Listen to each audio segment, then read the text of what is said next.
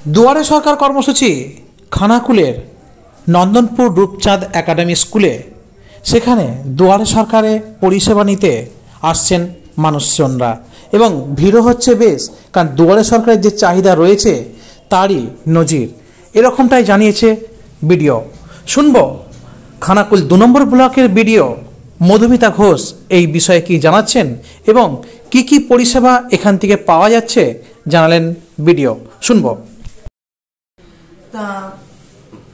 পশ্চিমবঙ্গ সরকারের নির্দেশানুসারে আমরা দুয়ারে সরকার অনুষ্ঠান করে চলেছি। খানাকুল 2 ব্লকে এখনো পর্যন্ত 101টি ক্যাম্প হয়েছে। 78টি তার মধ্যে কনভেনশনাল ক্যাম্প হয়েছে, মোবাইল ক্যাম্প হয়েছে। বিভিন্ন যে সমস্ত দূরবর্তী অঞ্চলগুলোতে যেখানে সাধারণ মানুষ আমাদের কনভেনশনাল ক্যাম্পে আসতে পারছেন না, তাদের জন্য আমরা মোবাইল ক্যাম্পের ব্যবস্থা করেছি এবং এখনো পর্যন্ত আমাদের মোট প্রায় 4000-এর মতো লোকজন এসেছে।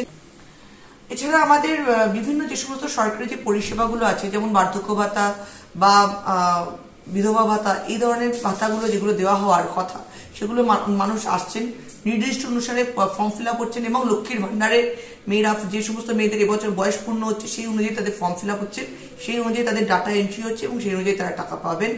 এবং এছাড়া কন্যাশ্রীর যারা স্টল আছে, শিক্ষাশ্রী স্টল আছে, এছাড়া আমাদের যে এসএইচজি যে গ্রুপগুলো আছে, সেই গ্রুপগুলো অবধি তাদের স্টল দিয়েছে এবং সেখান থেকে তারা কিছু কিছু সাধারণ মানুষের জিনিসপত্র কিনছেন।